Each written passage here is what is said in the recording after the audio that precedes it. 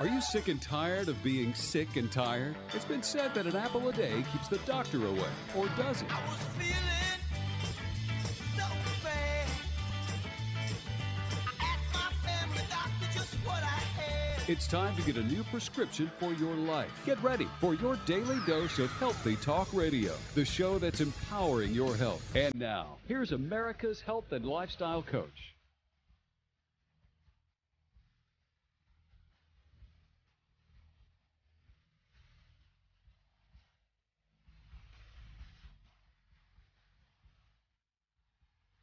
Live. Do you want to get well? This is the show where your health is your wealth.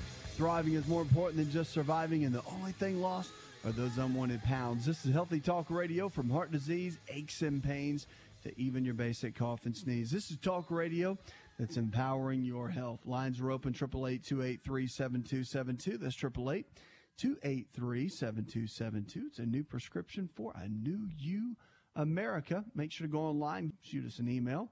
We'll be glad to make it part of the show. We're going to kick it off with Terry. Hi, Terry. Yes, hello. Yes, ma'am. Well, thank you for taking my call. I enjoy your show very much. Thank you. You talk about several times about don't dream anymore. I haven't dreamt for many, many years, and I really miss it. And so, have you been under a lot of stress for the last 5 years or so? Oh, definitely. Since '04. What happened? Even way before that. And lots of stress. However, now I'm able to internalize, and it turned out that I think that God has planned it in such a way that even though I thought it was a horrible thing that happened to me, it's become a blessing. So I'm peaceful now. But I still don't dream. You went through a real tough phase, and ever since you went through that phase, with all the kind of the tough times that you went through, the dreaming stopped, right? And you never regained it. Never regained. Okay. Even though I'm peaceful now. Okay. How's your memory, though? You mentioned about imagination and dreams and all. I miss all of that. What about your memory? How is your memory? Do you feel like it's memory faded? is bad. Okay. Well, they go hand in hand. Well, that comes with age. I'm 75. Well, you're still a spring chicken. Don't give me that. So, age doesn't really play a big factor in that. Memory can stay as long as your acetylcholine levels in your brain will remain high. And you keep those high, number one, by avoiding stress, which you could not do for a while. So when you're under high amounts of stress, if you don't support yourself nutritionally, then the acetylcholine levels can drop. And when they drop, memory drops and dreaming will drop. So the ways to raise that back up, there's several things you can do. And it takes time. This is not going to happen overnight. Okay? This will take time, especially knowing that you've been under a stressful situation for a while that has kind of put you in this position. But the way to raise it up, there's certain foods that will help on a regular basis. And those foods are all the higher protein foods: chicken, fish, beef, organic and grass-fed, of course, hormone-free, of course, as much as possible. But the fats, too.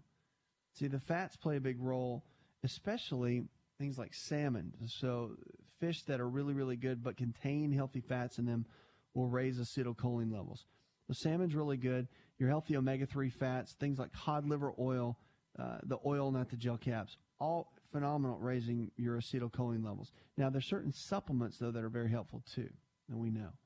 All right, pyridoxal 5-phosphate, P5P, is a version of vitamin B6, and it has got great research behind it in raising those levels of acetylcholine in the brain. Lecithin, or phosphatidylcholine, it's found in egg yolks, and we know that. I mean, if you don't, and I'll tell you this is instant. If you ever want to see if it's an acetylcholine issue, here's a little remedy, if you will, like a whole home remedy. You can get lecithin at the health food store. Try taking lecithin. Now, I'll tell you how I learned this. I learned this in medical school. And one of my teachers told me, which I was always fascinated with nutrition, always have been, obviously. And my teacher said, if you're not dreaming, which in med school you're never dreaming because you're staying up late, you're studying nonstop, and it's just craziness. So, of course, I wasn't dreaming. So he said, if you're not dreaming, which none of you are, he said, take about, I think it was like 2,000 milligrams of lecithin before you go to bed, 30 minutes before. And he goes, it will raise acetylcholine levels temporarily as you go into a deep REM stage or delta stage of sleep, and you'll dream the night. Look into the supplementation. That can be helpful, but the foods are really important. Eating healthy foods that raise acetylcholine levels are vitally important. In our Get Well University program, where we've got the book and the audio CD program that go together, you can really follow along and kind of get both pieces of that together. So you might want to look into that and keep us posted. But just know that I know you miss it. I do. And dreaming, it's a good thing, because when you dream, you're in that deep, deep stage of sleep. And, of course, you get great rest. Your hormones regenerate. Your cells regenerate at a very high level. And you wake up the next day feeling rested, feel like you can take on the day. Makes a big difference. So look into some of that. Keep me posted, okay? 888-283-7272. That's 888-283-7272. Lines are open with questions about your health. U.S. smoking rates, they say, have dropped rapidly. And they're slowly going down, but yet they're going at a more consistent rate, the CDC says. They're dropping down at about 19.3% right now, which is a pretty steady but yet rapid rate for the Americans. So a lot of the marketing that's going on has been helpful, so hopefully we'll continue to see the trend. Quote for the day comes from Confucius. That's old school, big time. The man of wisdom is never of two minds. The mind of benevolence never worries. The man of courage is never afraid. 888-283-7272. Lines are open with questions about your health. We're going to Anita now. Hi, Anita. Hello. My question is, what are the nutritional benefits of sunflower seeds, and if they cause weight gain? Okay, so you want to know if sunflower seeds are healthy?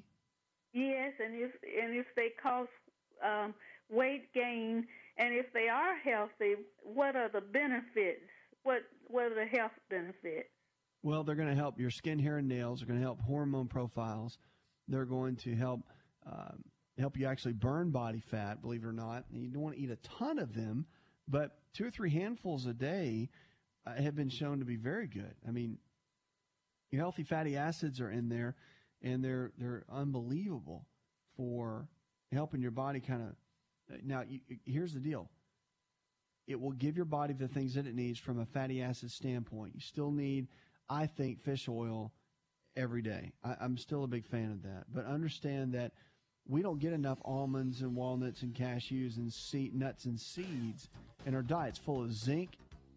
It's full of magnesium. The sunflower seeds have just tremendous benefits. But you want to cut your carbohydrate dose down. So if you're eating a lot of carbs, like breads and pastas and cereals and crackers, if you eat a lot of sunflower seeds with those kind of carbohydrates, then you can gain weight. Because when blood sugar goes up, it creates, the body wants to store body fat. And if you've got extra fat in there in the diet, it will want to store it.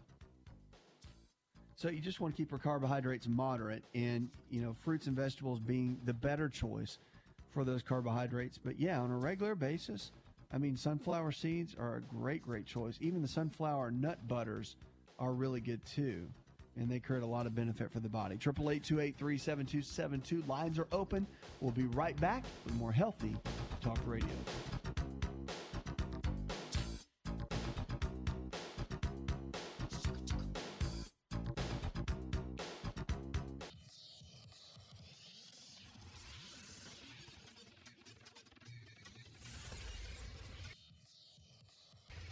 To find out more, connect with On Call Radio online at InShapeNetwork.com.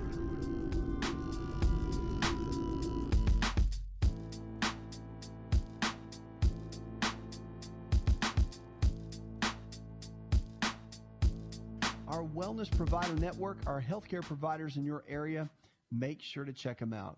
All this lifestyle and nutrition-based care that we talk about on the show, There are folks all around the country, no matter where you are. Team is growing every single day to be able to help you go from where you are in your current state of health to where you need to be. You don't have to feel stuck and feel like you're frustrated. Just read an article earlier that said people have a harder time figuring out what to eat and how to be healthy more than doing taxes. Really? Don't let that stress you out, folks. We've got great people that can just walk you through and take you by the hand. Robert in Frankfort, Kentucky says, over the last 6 months, my doctor has been monitoring my blood pressure. It's been high, and he wants to put me on some medication. I really don't want to go on the meds. What foods can I eat to lower my blood pressure? Well, back up for a minute, Robert. Here's the deal. Your doctor wants to put you on meds. You need to listen to him, he or she, okay? Because at the end of the day, blood pressure is not something you want to mess around with. You don't want to play around with it. It's a big deal, okay? And it is one of those health challenges that you don't want to just go all natural and try to get it balanced out. You want to make sure that you use medication for what it's meant for. It's meant to manage until you can kind of get your legs back up underneath you and start eating well, that you're educated about what to do, how to eat, how to exercise, and how to make better lifestyle choices. I mean, that's where you need to be with it. And so the key is really to make sure that if you want to get on a good diet, first and foremost, I'd look at my book, Empowering Your Health, and look at the anti-inflammatory diet and just kind of dig into it a little bit. Look at the foods that you can eat versus the ones that you can't. Look at all the different things in there that will kind of the food choices that will bring health to your body. I mean, that's the real key, is to make sure you're choosing the right kind of foods, making sure that when you're dealing with blood pressure, that you're keeping the sodium low, yeah, but you've got to have good quality proteins. You've got to have healthy omega-3 fatty acids, and you've got to keep the carbohydrates at a moderate pace and moderate level. Exercise is key too, all right? With blood pressure, you got to be really careful. You want to exercise, but you don't want to overdo it. And there's a big exercise that has been shown to be very helpful for blood pressure-related issues, and that's rebounding. Rebounding, jumping up and down on a mini trampoline is so important. And a mini trampoline is simple. You can get it at your local athletic store like Dick's Sporting Goods, something like that. And literally 5 minutes a day up to 20 minutes a day has shown to be extremely beneficial for blood pressure-related issues. Also, garlic and onions, I know, may not smell the best, but hey, it can help lower blood pressure. Great research and studies on that. Supplements that are out there that are really important, green tea extract. So if you're drinking coffee, drop the coffee, switch over to the green tea. And then L-citrulline and L-arginine, they all go hand in hand together and can make a big impact in your overall health. So a couple things to think about. But blood pressure it's got some hereditary factors. So you got some genes in there, what grandma and grandpa passed down. So you're dealing with that, but also lifestyle. So if you've gained some weight, you got to drop that, and then that needs to be part of the game plan. All right. But look into some of that. Keep me posted. 888-283-7272. Lines are open with questions about your health. Let's go to Sue now. Hi, Sue. Hi, I'm calling about Charlie horses, and if any answers as to what causes those and how we can prevent those. It's usually a mineral deficiency, Sue. Charlie horses and the cramping and all that. Really, it comes down to potassium and magnesium. Sometimes calcium can play a role, but you've got to look at vitamin D. So just think about all the minerals like boron, potassium, calcium, magnesium, all those. Think about those as it's easy to get deficient because we don't have a lot of those in our food supply that our body can utilize very well. Okay, so it's easy to get deficient. So if you get deficient, it's fairly easy for things to happen as far as the cramping and all, especially at night while you're sleeping, which that's when most people complain about it. So what we've learned is that vitamin D absorption and assimilation is always really important. Vitamin D is kind of the catalyst for all of these folks to be able to make sure they're working right. So get a blood test done. Just go to your physician, get a vitamin D3 blood test done. Pretty simple to have, but you get the vitamin D done, and they can find out exactly what's going on. Because if the vitamin D is elevated, then you should be okay. But if it's not, if it's really, really low, then calcium, magnesium, potassium, all those are going to have a hard time absorbing in the body.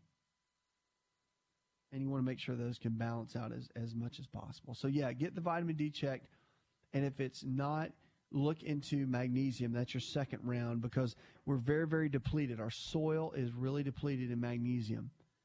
And a lot of times, if you don't have enough magnesium, even in your diet, you can see a lot of those crampings begin to start. And that is not fun, I can tell you. 888-283-7272. Lines are open with questions about your health. Christina, down in Waco, Texas, says that I've been diagnosed with hypothyroidism. My doctor has me on Synthroid. What do you think? My hair's falling out. Well, bless your heart. It's part of it. When you've got thyroid issues, many times hair falling out is kind of a natural side effect of that. And the levothyroxine or the Synthroid they have you on, you want to stay with what your doctor's telling you to take. You don't want to be disrespectful there. They've got you on it for a reason, and you want to make sure that you stick with that, okay? So if from a nutritional perspective, a couple things to think about, all right? Iodine is a big trace mineral that we lose when you're dealing with hypothyroidism. So you might want to look into that, do some research. There's a little iodine patch test you can do, putting a drop of iodine on your skin, seeing if it disappears within 3 hours. If it does not disappear, then you should be okay. If it does, you might want to get further testing done, like a urine test, to see if you're deficient in iodine. That can play a big role in your thyroid functioning properly. L-tyrosine is an amino acid that's extremely important for thyroid function, and also coconut oil has been shown to be helpful. If you're taking Synthroid and you've got to take medicine right now, ask your doctor about Armor Thyroid. It's a more natural version of the medication. A lot of docs don't like to use it. They've just recently reformulated it, but it works very, very well for many people, so you might want to check that out.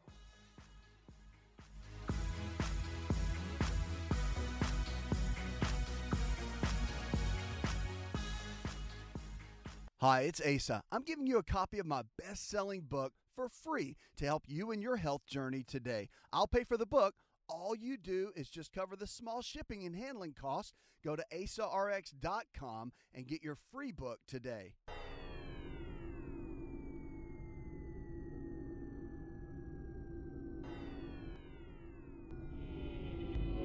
To find out more, visit the show online, InShapeNetwork.com.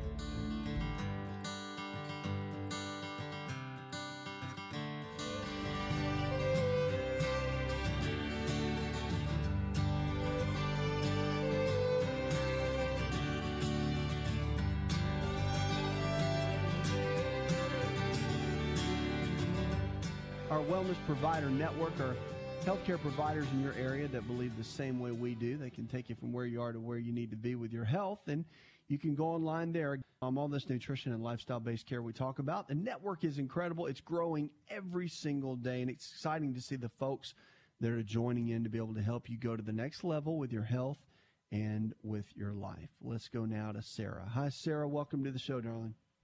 Hey, how are you? I am living well. What's happening?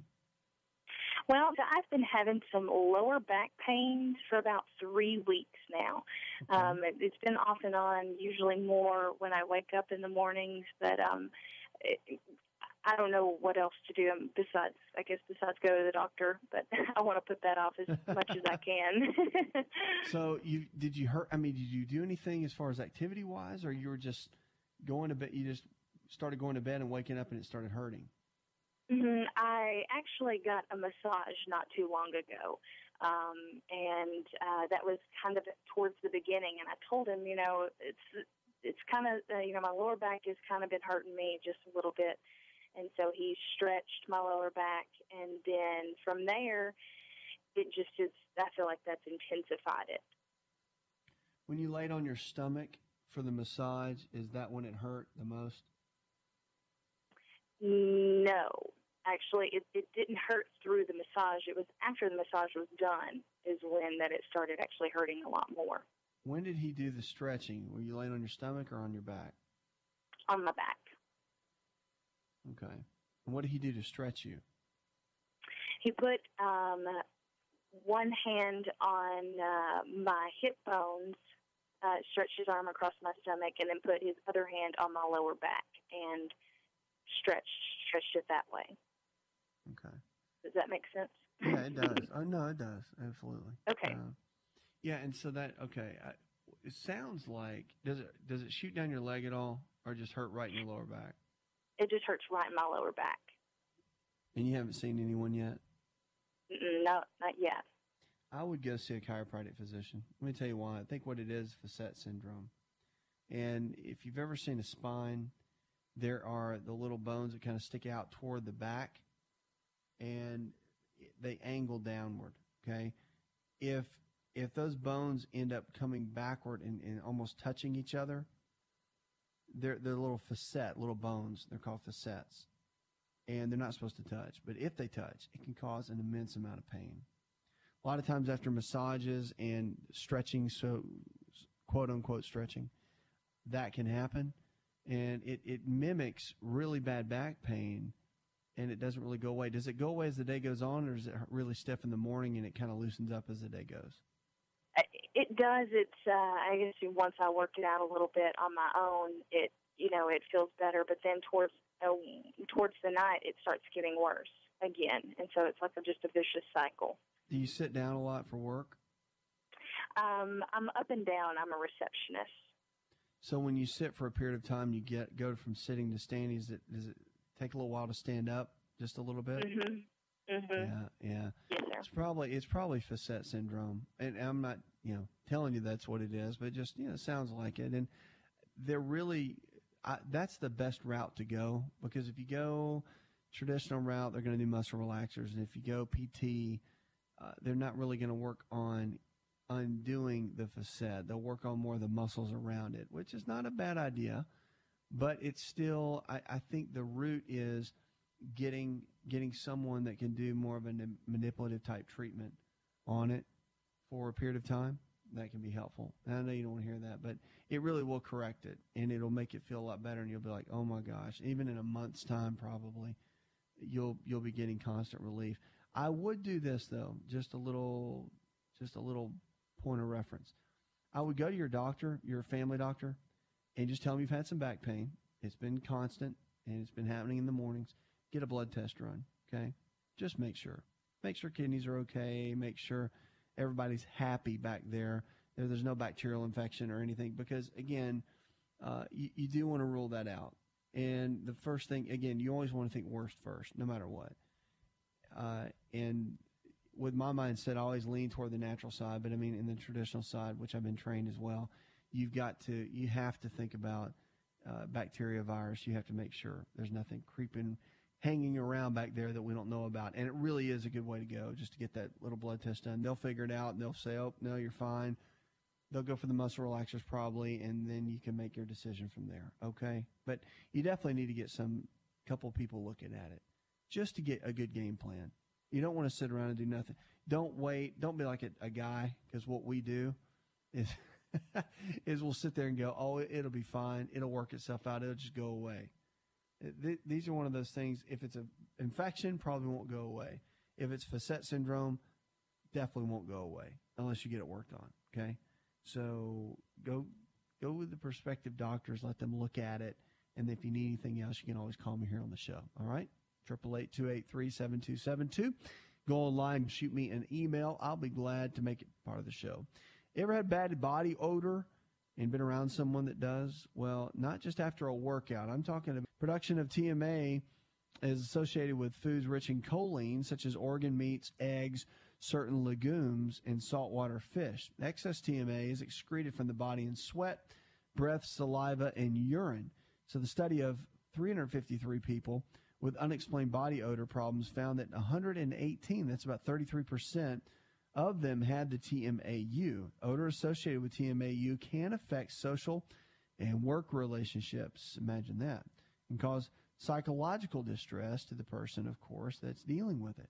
So once TMAU is diagnosed, body odor can be controlled through changes in diet and other methods, the Monell researchers said. And this study was found in the American Journal of Medicine.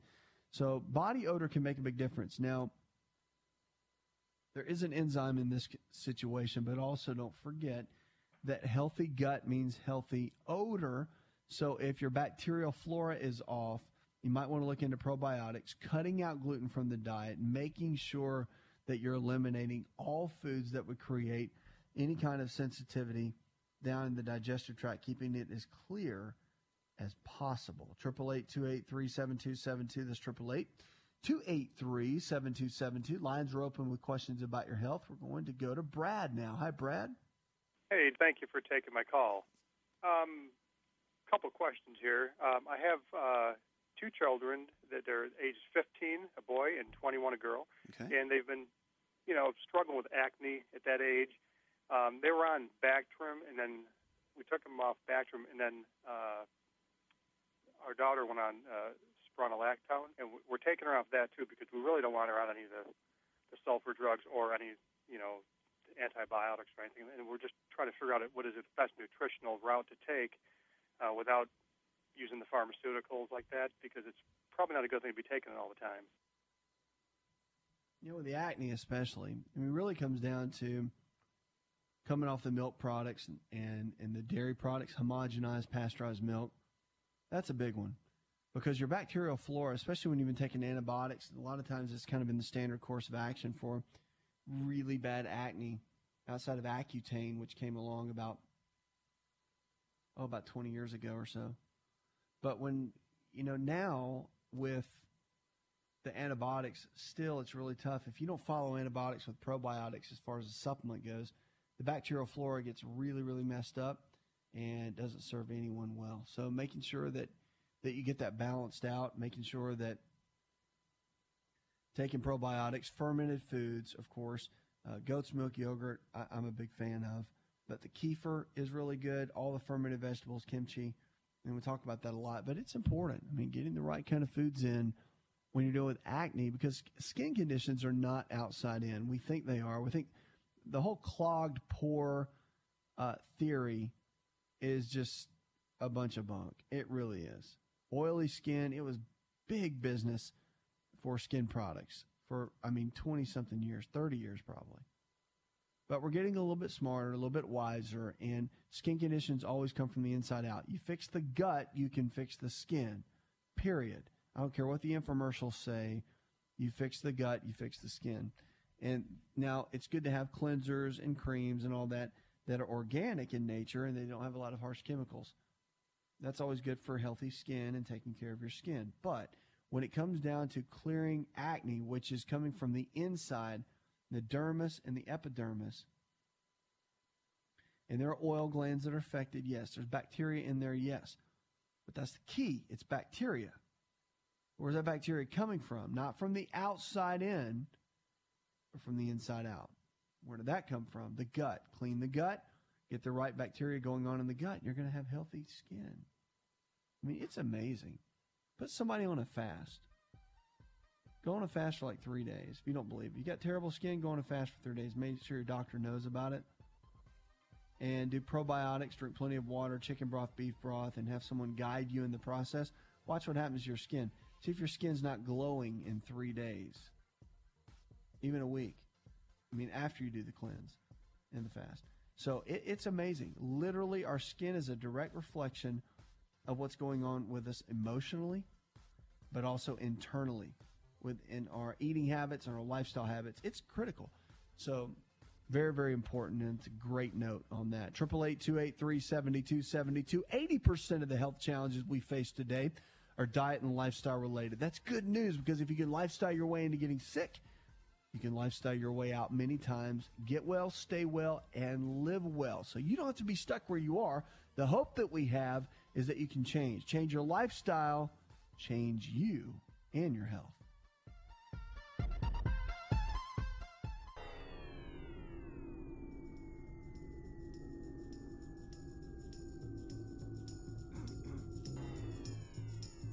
Connect with On Call Radio and watch On Call TV at InShapeNetwork.com.